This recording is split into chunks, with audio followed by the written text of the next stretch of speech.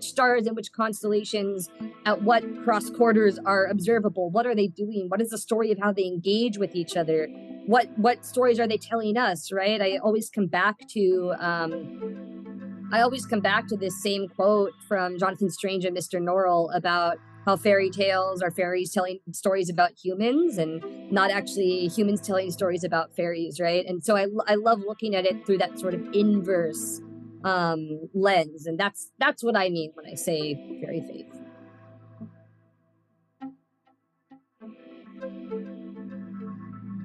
I find that there's always a sublunar reflection. Whatever seems celestial, whatever seems firmamental is found in the soil, is found in the trees. I mean, trees and their connections to the stars is something providential. I mean, the fundamentals of astrological magic and talismanic image magic remind us of how much herbs are a part of planetary and celestial sorcery as well. These things go hand in hand. I have found personally in my work too, and this is really proven throughout the corpus of folklore as well, that stars and constellations have chthonic gates, have their underground caves, have their weird, strange aquamarine pools beneath the earth, etc. All these different ways that we gaze upwards for recognition and understanding, we also find below too. So there is a mirror, there is a reflection going on.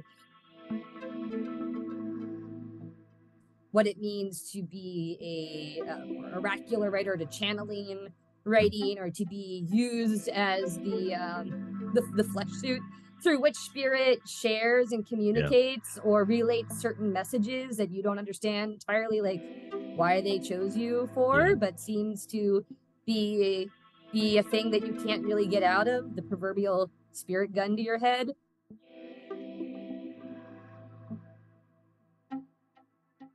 Hello, and welcome to the Spirit Box podcast, where we explore folklore, magic, the world of the spirits, and everything in between. Today, I'm very happy to welcome back on the show the brilliant Sasha Ravitch. Now, for those who don't know, Sasha is a practitioner of Stellar Witchcraft. She's a passionate astrolater and devotional and oracle writer. She seeks out meaning, magic, patterns, connection, and intimate co-creation betwixt the self and the other in every golden meadow, ocean floor, and subway station available to her. Her desire to blur the line between the ensorceled forest of Elphame and the mundane road more travelled is a priority from the moment she wakes up to the moment she falls asleep. I hope that helps set the scene for you. Now in the show, Sasha and I discuss her work in Stellar Witchcraft and the experience of being a vessel for received writing. What's that like, and how it differs from inspiration. We talk about how one undergoes changes in lifestyle in preparation of this work to come. Now, you may notice there are some clunky edits in the show. It's entirely my fault, and it's down to some pauses in the conversation to compare magical notes, which unfortunately are not for the airwaves. Now, sorry to be all secret squirrel about it, but rules are rules. Now, in the Plus show, we discuss the process of finishing a book and our experiences with the Witchfather, our old friend, the Dark Man. And Sasha has some fantastic insight into him and her experiences. So, if you want to hear the Plus show, you know what to do. Simply join the Patreon and get the entire Plus show back catalogue and bonus show extras. If you're watching this on the YouTubes, hit the bell and remember to subscribe. Right, without further ado, let's get into it.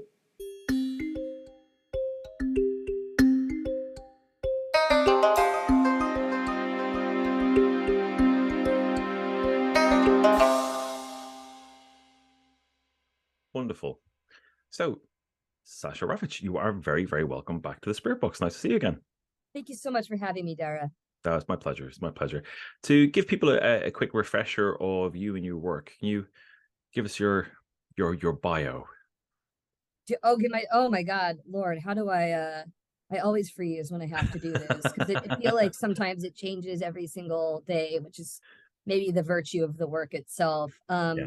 My primary focus, I would say, like what I'm professionally known for at this point, is what I've coined stellar witchcraft. So this is a witchcraft that originates from, through, and around the fixed stars and the constellations and the firmament sort of in general. So planets do become a part of that as well. But all of it is through the milieu of my own initiatory traditions and practices around fairy seership and that particular loci of lenses that I use. So I would say part of my major work now, especially with my forthcoming grimoire that I'm working on, is that we talk about the fairy faith, but what about the faith of fairy? And so I look for the connection and the unity between these other than human spirits and the fixed stars. I work doing one-on-one consultations. A lot of that is really spirit sight and scrying based, but also rooted in different types of ancient forms of astrological praxis. But I also have a really flourishing Patreon and Discord community where we do collectively a lot of folkloric research, a lot of praxis, a lot of sharing of experiences. And through that, I've been dropping a lot of my invocational works and different pieces of the book along the way. So that's predominantly what I do at this point. Now, the stellar element of this, as we kind of in the preparation for the show, when we were messaging back and forth, I mentioned that I have no comprehension or knowledge of astrology at all, and so the complexity of what you do, I find really fascinating, because I've got the kind of the top line of the main work that people explore and are known for, but the fact that you kind of tie these spirits to stars and how that builds out for people is just astonishing. You know, it really is. And for people who are kind of like me, who are totally new to it, you know, what can you tell us about, say, like that, like those key stars and the type of spirits that they're associated with? I mean, I think people are familiar with planetary energies, but less so with stellar. Well, that's a great question. And I mean, when it comes down to key stars, it's so contingent upon the person, because each person is going to have heightened relationships, more fortified stellar pacts with particular constellations and stars based upon the time and location of their birth, the type of spirits that they're already drawn to and that are in their court. Because in my experience, pretty much all spirits have some sort of relationship, some sort of fealty, some sort of stellar door through which they traverse, through which they walk through. I have found, because of how expansive, because of how difficult it is to sort of just pinpoint in general, that it really helps to have some organizational structure. So, for instance, within the forthcoming book TM, we have my system where I've organized them around the 4 Persian royal stars, looking at respective kingdoms. So, for instance, we'll use an example of the kingdom of Vermilion Meadows, right, which is of the constellation Taurus, and the fixed star as the crown, Aldebaran. And because of the different virtues, taboos, values, gifts, spirits, etc., that we find circulating within this particular kingdom under the auspices of these particular stars and constellations, we're able to sort of, or I have taken upon myself to be audacious enough to group and sort of lasso and rein in other stars and constellations which align with those same, in particular, values, right? Because I see these 4 stars as different, essentially, fairy courts that all have particular taboos, particular boons, particular banes that are associated with them. And because we can ascertain those patterns and constellate them together, we're also therefore able to suss out, and then through divination, scrying, incorporation, and different other techniques, validate that certain stars and constellations really operate and work well under particular royal stars. And those royal stars are sovereign, right? Even the other stars in the sky recognize a crown when they see it. You know, we don't like to talk about it, but the spirit world has a lot of hierarchy going on, right? The bureaucracy and the hierarchy, unfortunately, is not just limited to human beings. So that's the way in which I can create systems that allow people to understand more easily, okay, these are the stars that are more important for me, or this is the kingdom that I really need to go before and propitiate first as my gateway to this celestial sea, as my gateway to working with different types of spirits that we find. Aldebaran, for instance, has a lot of the night spirits, has a lot of wild hunt spirits, a lot of different types of horned gods, right? We're literally looking at a star that's the eye of a bull. We can almost always find immediate folklore that pertains to those things, especially from a more Brythonic or Arthurian lens, but we see this across the board. Whereas the kingdom of burnt humble sepulchres, as I call it, which is for the constellation Scorpius, and his crown star Antares, is much more of the vampiric or unseelie or less adhering to human morals, values, etc. I call them the initiatory kingdom. They're the psychic surgeons. They're the ones that when you're in the initiatory process are going to come in and rip open the body, rearrange the organs, take the bone, replace something else in there, get their hands dirty, do that kind of more blood of the earth, kind of fecund, phonic, and also usually deeply disturbing kind of witchcraft. And they have their own oaths and taboos and pacts and secrecy there as well. So those are stars that I constellate, essentially what other stars are important for people around, which is a long way of saying it depends on the person, but there are ways in which that ultimately we look for some kind of organizational structure because we are fallible and we need such a thing, even if the spirits don't always. Right. Fantastic. I think I've met those psychic surgeons with your description. Everyone who has had some of their own stuff going on is at one point had the pleasure, the privilege of this particular cast. Yes, having one's deck shuffled. That's definitely the case. I find it so intriguing though that particularly looking at that kind of chthonic entities and chthonic spirits that we very much associate with the underworld, you know, with death, that have this like stellar equivalency. Yeah, it's really intriguing.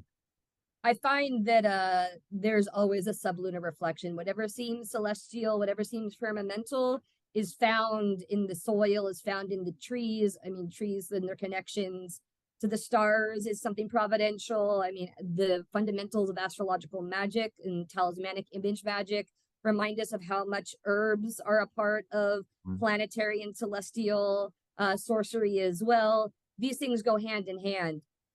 I have found personally in my work too, and this is really proven throughout the corpus of folklore as well, that stars and constellations have chthonic gates, have their underground caves, have their weird, strange aquamarine pools beneath the earth, etc. All these different ways that we gaze upwards for recognition and understanding, we also find below too. So there is a mirror, there is a reflection going on.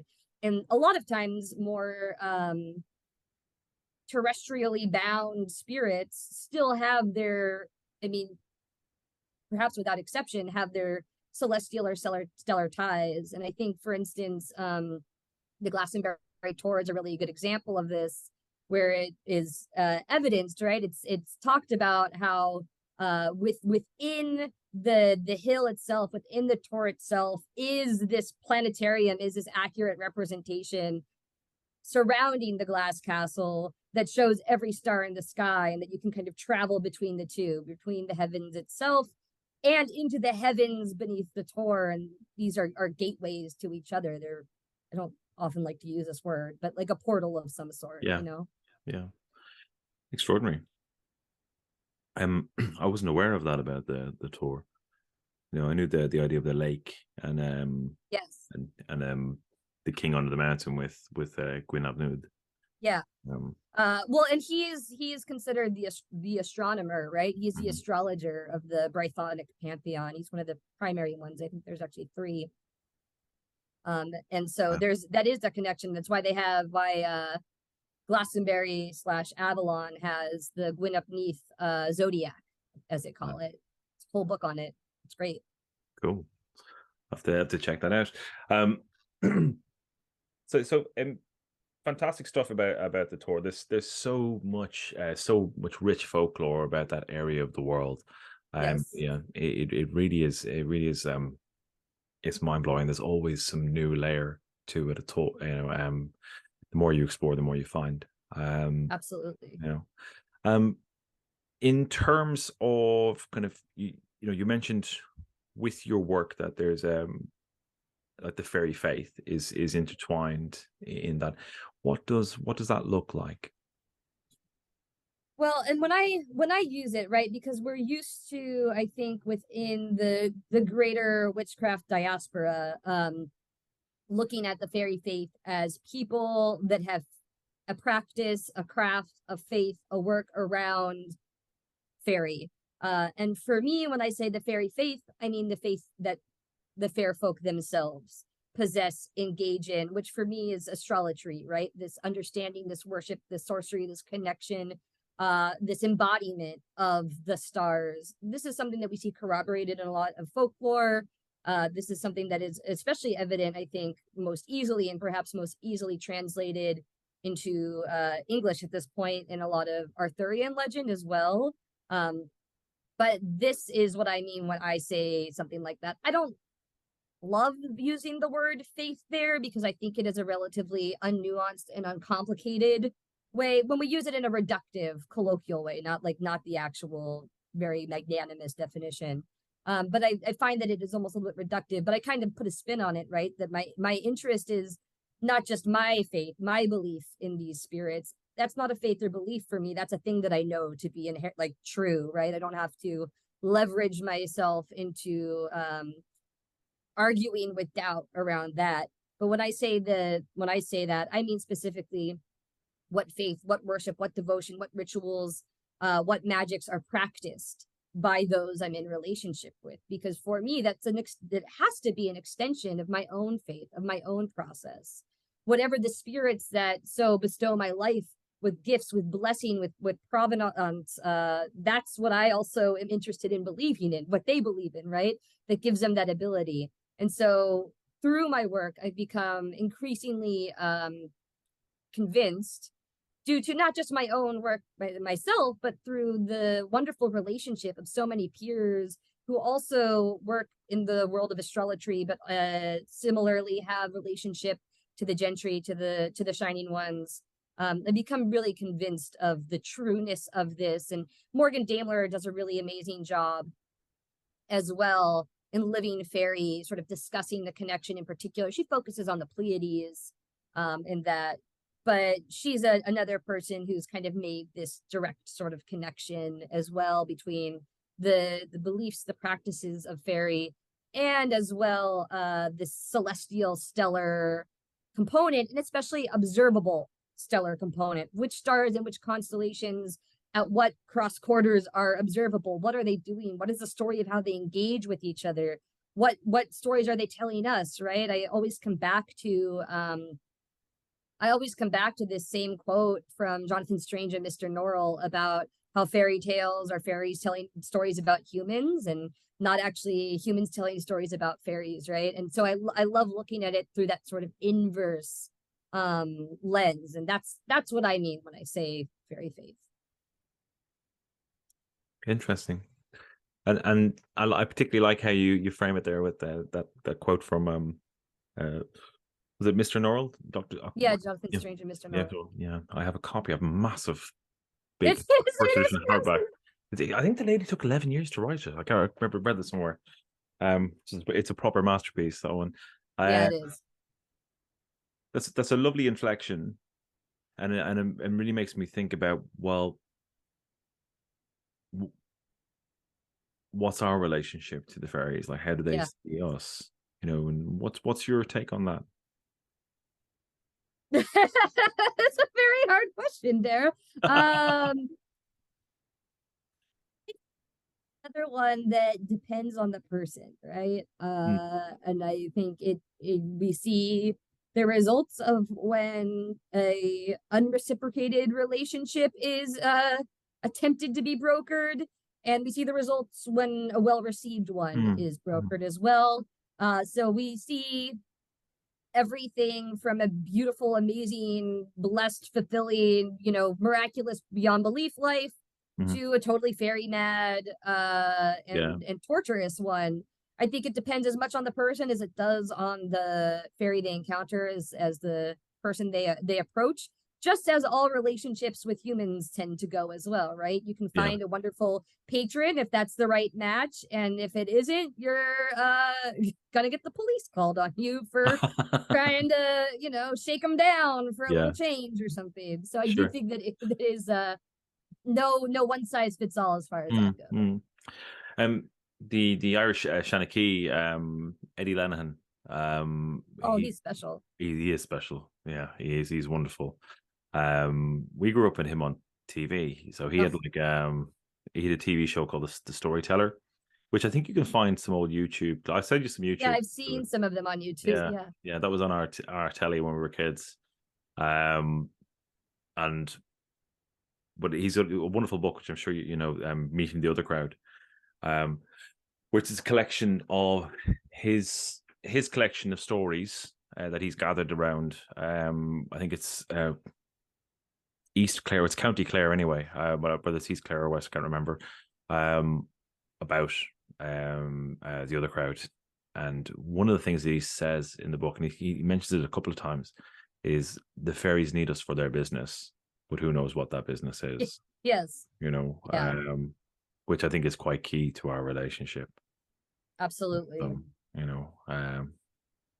What I want to ask you a bit about as well, because I know we had a couple of discussions in the run up to this around how your practice has changed and has developed and grown quite recently.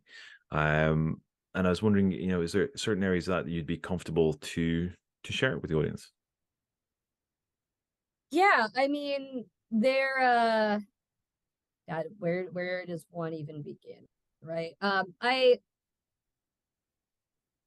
find that all initiatory experiences are both experiences which demand to be discussed in some way, and have just implicit taboos around that inherent discussion. So you find yourself within this nexus. It's like veritable crossroads of speaking without speaking, or saying without saying, or tapping every other string of the spider web to see if it can create a comprehensive song while respecting the notes that must go unheard. But I do feel comfortable sort of talking about perhaps the nexus of sacrifice and Halloween that I find are maybe intrinsic to all initiatory experiences, and for me now have become really pivotal toward the work that I'm doing, right? Because we've had conversations, especially around what it means to be a more oracular writer, to channeling writing, or to be used as the flesh suit through which spirit shares and communicates or relates certain messages that you don't understand entirely, like why they chose you for, but seems to be a thing that you can't really get out of, the proverbial spirit gun to your head. And I have found one sort of, I guess, framework to be really pivotal for my understanding for myself. And like, I want to keep in mind that this is unique to my spirits and my practice and a lot of the stars that show up within my nativity. So it's not a one size fits all. Again, kind of exploration. But I've really relied upon Grail mythos in particular for myself. Now, this is interesting to someone like my spirits don't want anything to do with Christianity, with saints, with any of these things, right? But the Arthurian lore still remains pretty strong. Right. And even before that, I started off, as so many of us do, as like a Thelemite, in my teens, really enraptured by this idea of Babylon's cup, right? And the blood of the martyrs that is held within there. And then that's evolved over time, whether it's like the Cauldron of Thrawn or any of the cauldrons that we find within the Pan-Celtic and Brythonic lore, I mean, it relates to certain Arabic folklore as well. It relates to Roma folklore as well. There's just like a cross my cultural mythos that it really can find a home within, and focusing on that idea of the grail, right, and the hallowing of the body to remain a pure vessel. And like, what does pure mean? Like, I'm obviously not a pure person. I don't think that you can say that you're a witch and be a pure person, or be called a witch and be a pure person, right? But the idea still of keeping the selfhood, the body sanctified by whatever your spirit's image is and standard, right? So specific to the spirits you can work with. Those could be filth and rot related spirits, and purity is going to look a certain way compared to another cast of spirits, right? But regardless, this idea of the body as this hallowed vessel, and freeing it from whatever those spirits regard as a certain poison, right? Something that is going to interfere with or intercept the messages that are supposed to come through you, the way you are supposed to be a sort of steward of their arcana on earth, and how you can engage in prophetic or oracular participation, to write from a place of your spirits, as opposed to writing from just your spirit. So that for me has been an ongoing story, and in recent years it's looked, I mean, on some level somewhat mundane, right? The more I have done this type of work, the more it's built, the more it's been affirmed by my mentors, my spirits, my peers, whatever, right? That this is the work that I'm supposed to be doing. The more restrictions have arisen in the wake of all of that too. And some of these looked pretty like mundane. For maybe a little over a year ago, I had to give up completely gluten, and I had to give up completely caffeine, right? Or specifically coffee. I'm allowed a little bit of caffeinated tea, like there's something I really need to do. But it is minimal, right? And then in the wake of a really intense influx of other kind of initiatory stuff over the 6 or so past months, this has looked like giving up all refined sugar, giving up all dairy, all different types of fat, basically restricting away until of course, there's always this interesting complementary matter to things. Like, my body functions much better this way. My body functions much better not eating these things. Which came first, the body's needs or the spirit's needs? Like, it's really hard to suss those things out. I don't always think they're separate, right? I think we're kind of built and rebuilt in particular ways that facilitate particular messages. But I know that being able to cultivate the discipline to maintain those sacrifices and adhere to those certain taboos have also brought to light different underlying medical conditions that I may have had that have needed to be treated, or emphases on certain types of exercise that are needed to remain active. Because in my path that is so heavily influenced by water and water spirits, and spirits that are connected to the idea of water as the other world, as this unwoven of the aqueous. That's looked like recognizing how to not keep standing water in the body and move sweet waters, salt waters, whatever, living water through the body, right? The body as the holy well, the body as the chalice, the body as all of these things that needs to remain pure of whatever poisons. So it's interesting because people have asked me, do you think that these restrictions reflect your spirits? And I think maybe, right? There's a lot of folklore that would corroborate that. But I also think your spirits are going to want you to give up the things that are going to poison you and get in the way of you being able to do the work too. And a lot of times they're unafraid to make that very, very, very, very clear in a very, very, very visceral way. So those have been some of the changes, especially for the kind of work that I have been asked to do, that have come up, or at least those are the ones that are easiest to talk about, right? A lot of the other ones, the words start to get funny and the walls start to blend at the edges, and we start accessing territory that is off limits for public discourse. Yeah. I mean, But I'm not. Oh, go ahead. you've just articulated that beautifully. You really Oh, have. thank you. You know,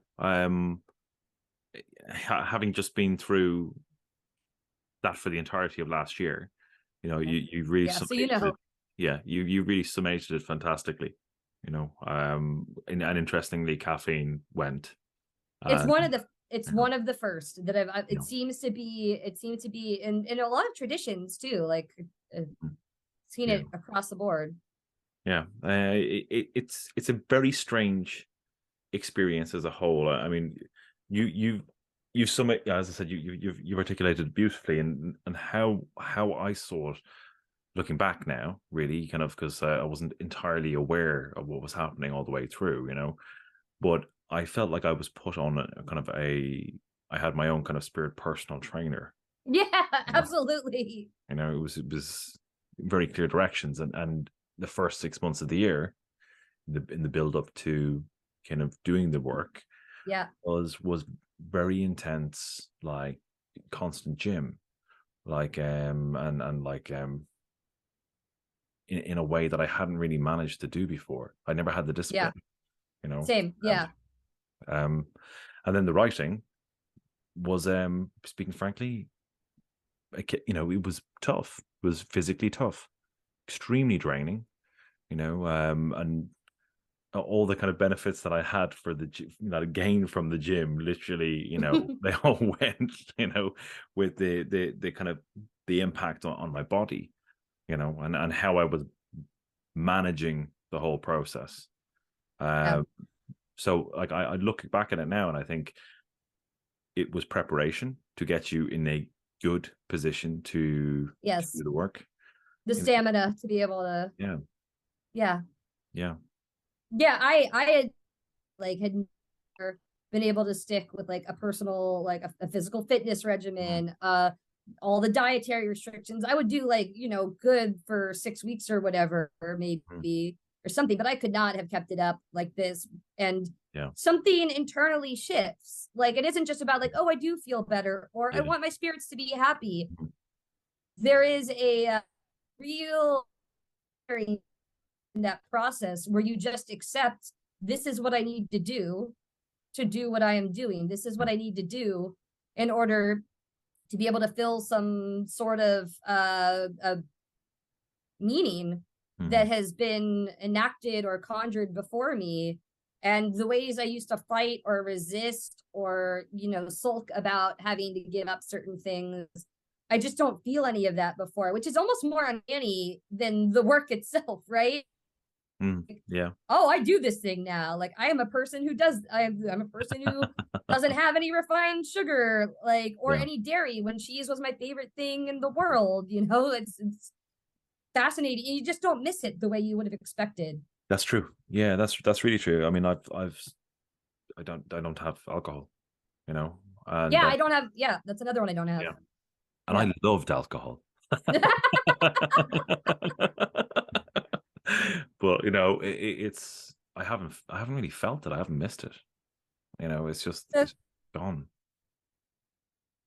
capacity to like hear, your capacity to see, Mm, seem to be the first things to go. Right. Like mm, I have ADHD. I depended on after I'd given up like Ritalin and Adderall through mhm. school or whatever. I depended on caffeine to like collect the thought.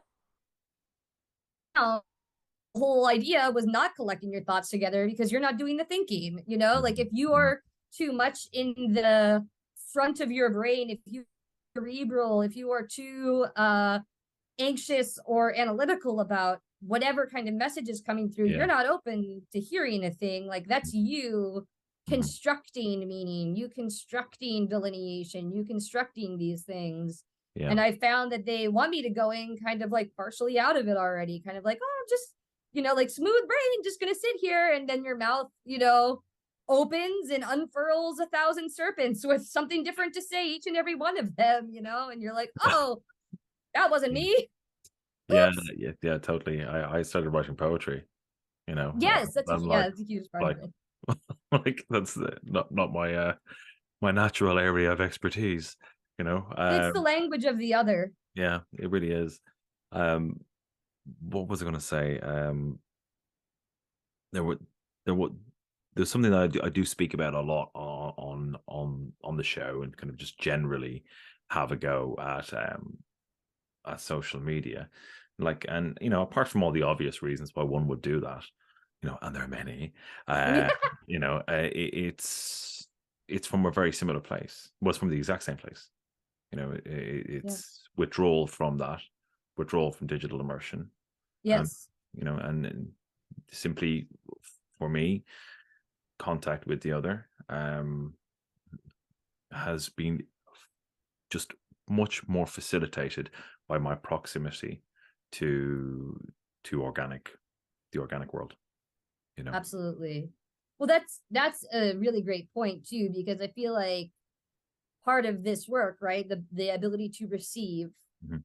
and then relate with some level of at least attempted accuracy the voice of the other, requires you being extremely aware of your own voice, right? Which is not as straightforward as it seems. I find that a lot of times in the structuring of these practices, people will talk about, emptying yourself so that you can hear the voice of the other. And I find that actually foreshortens the process. I think that being able to identify your own voice is the most important, because if you can't tell what is your own voice, what are your own unbidden or hidden desires, what are your own instincts, etc., you are really likely to conflate them Yeah, in the you're spirit. And I have found that the emptiness, the echo chamber is an issue, and what we actually want, or the vacuum is an issue. What we actually want is fullness inside, a full awareness of ourselves, of spirits, of joy, of fulfillment, or whatever that you want to fill yourself up with, because it is through this sort of Baudrillardian signifying chain, right, that we are able to understand, oh, this is a spirit's voice, because it does not sound like my own voice, or it does not sound like my mother's voice, or my partner's voice, or my friend's voice. The more you have a capacity to rely on this human instinct of comparative instinct, the easier it is to start discerning those things. But if you yeah can't identify your own voice from within yourself, you are really, really likely to project your own opinions, desires, instincts onto the spirit. And that's, I mean, that lies danger. it does. It's a lot of danger, and that's where we end up with these kind of egoic expressions that are Yeah. you know either extremely self-indulgent, or frankly, they could be at their worst ends, right? Self-indulgent or toxic. They don't Yeah, I mean, tend to. that's the direction of cult leaders, right? Is Yeah, I've got a main line with, he's yeah, telling me these things, and yeah. have a million. Okay, well, That's There's real risks when we aren't able to understand fire. yeah. No, there really are.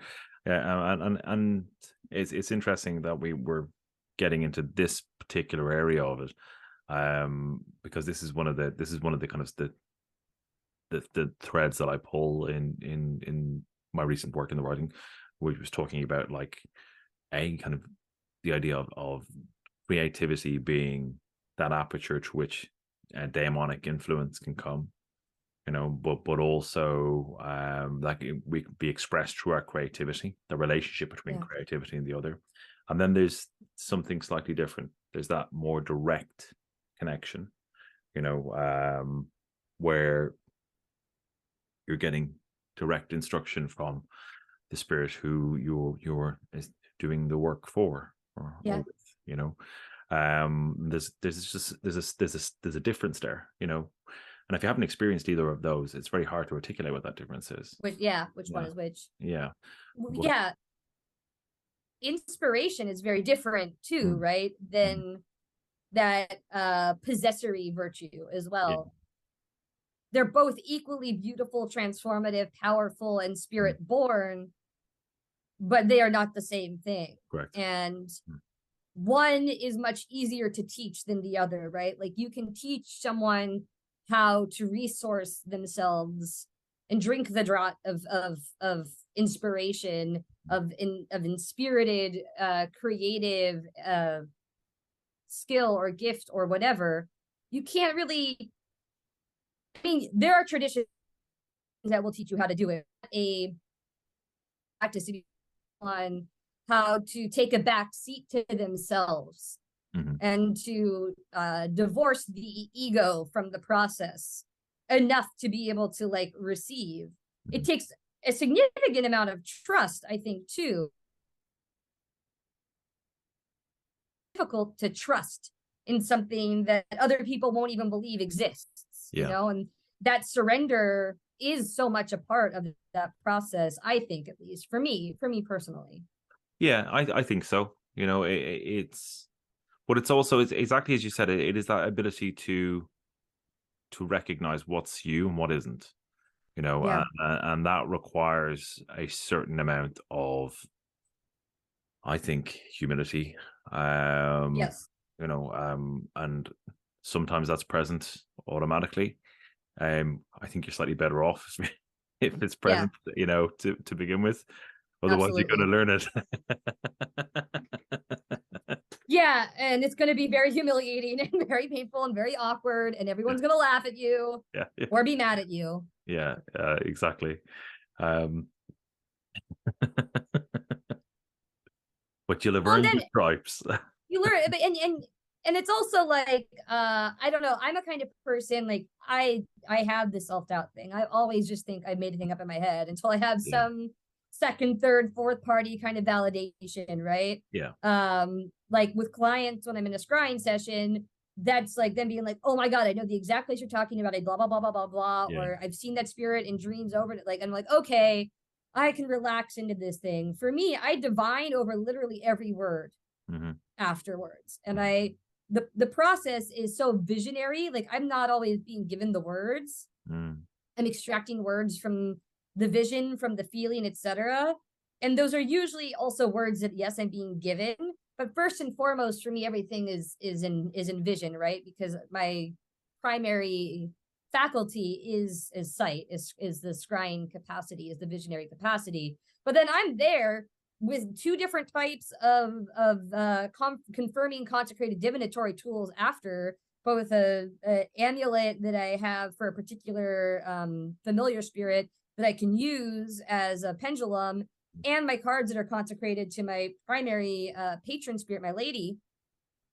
And I'm divining over literally every word I wrote to make sure it's the right one. And I would love to tell you that I always get yes on everything, you know, but the medium, right, is not always the message, and things get caught up. And there have been times where I've gotten, yeah, you got it, or there are things they might change, but no, this will still do the trick. It's still going to call who it needs to call. And then there are other times where it's like, I cannot believe you failed so miserably, my love. You know, like, what was happening here? These were your thoughts. These were images from you. These are words that you chose. You were not listening. You are not listening.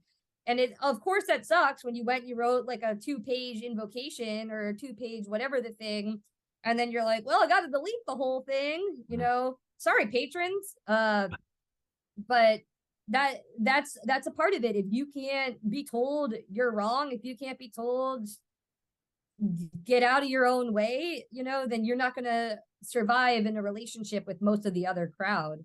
Yeah, I mean, it's that really is bang on for me as well, you know. I mean, even looking back and being brutally honest about my own manuscript, it's like I look at the weaker chapters and I go, the weaker chapters are me. Like, they're the ones me. Yeah, you know, that's, you're like, I am forcing this. These are my thoughts. These are my moments of philosophical rhapsody that are like fully self-masturbatory for my own edification. Yeah. These garbled ideas, those are mine. Yeah, my proud babies. These are his, but these are mine. Exactly. Yeah, exactly. One of the things that I found that was really quite lovely, and those slightly dramatic moments where, you know, like you said, when you kind of something gets so someone qualifies your experience 3 or 4 times. But I had certain times where I was doing a lot of research and trying to find a particular book, particular story, even particular passage in a story, and would be struggling to find it. Then find the title of the book and find that I'd purchased it some years before and just forgotten about it. So stuff like that would you'd like that thing you wanted that was really hard to find. It's on your shelf. You bought it 3 years ago. I had a friend literally just share that same kind of thing. Like, oh my God, I had totally forgotten about it, but I had bought all these books for this particular spirit, you know, and I forgot that I had them. Yeah. Time's not linear. These journeys look really weird, Yeah, I mean, Christ, try not to drop the F-bomb. I mean, I could drop this in my podcast. I could drop the F-bomb if you want, but Yeah, I'm doing the best I can to not swear. Yeah, but it's that the thing about time, like and how you will look back once these things have fallen into place, and you have a kind of a bit more of you're looking back, and you can start to see the structure of your path. Yeah, it is astonishing. It's astonishing, and it's deeply, deeply personal. And really, one thing I would say to people out there listening to this is like, don't try and explain. it is just take it on board, and be very selective about who you talk to about it. Yeah, it's an astonishing experience. So with your book, when do you think that'll be coming out? Absolutely. Well, yeah, absolutely too. 2024. Yeah. Hopefully earlier. I am about 30,000 words into it. I'm looking probably at another 20 plus. Sure. I'm going to be doing some conferences around some of the subject matter over the summer and autumn, and that'll like help get some final stuff out, some motivating. And I like motivating things where I was like, I can use these. But 2024 for sure. And it's my best friend, the twin star in my binary star system, Jam Hamadi, who you spoke to about Shams al Marif, I think a couple months ago. He's doing all the talismanic illustrations for it. Wonderful. He's probably the living human who is the most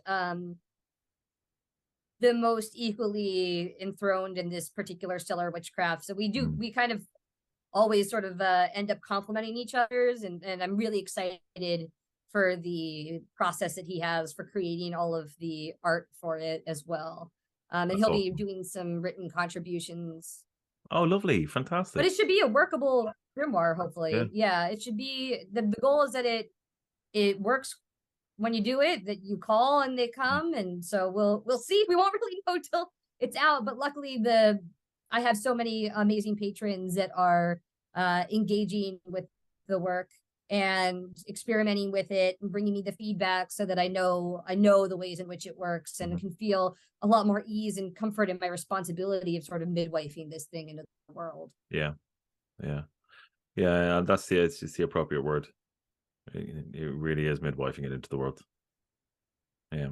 How does it as it's coming out, do you get a sense of your own like pressure in it coming out, or do you like do you sense this, like, do you have this impending deadline? I mean, as we talk about kind of like spirits not seeing time in a linear way, equally, they're quite insistent, and slightly disregard the human perspective of time.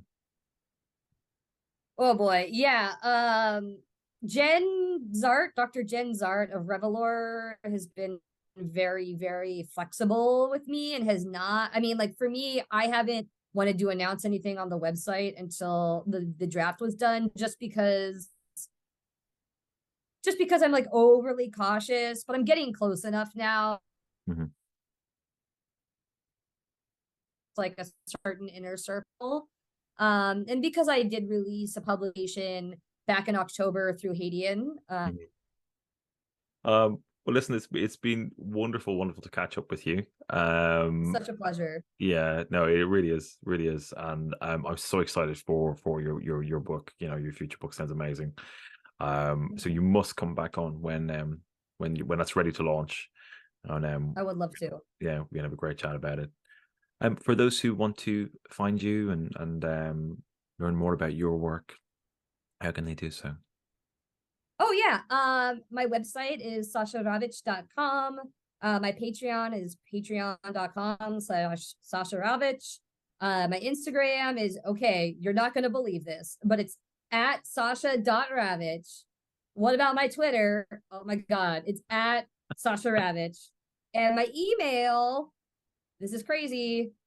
I swear to God, I got really wild on this one. It's sasha.ravitch@gmail.com. I tried to make it as easy as possible Consistent. because, I like to be extra. So I was like, not with this one. Don't try and use like 43 metaphors into a thing. Just let it be your name, girl. Brilliant. So yeah, if you Google me, I'll come up. If you put me Wonderful. in, my name will come up. Wonderful. Thank you so much. It's been fantastic to have you in the Spirit Box. It was such a pleasure. I'll talk to you soon. Right. Let's stop here.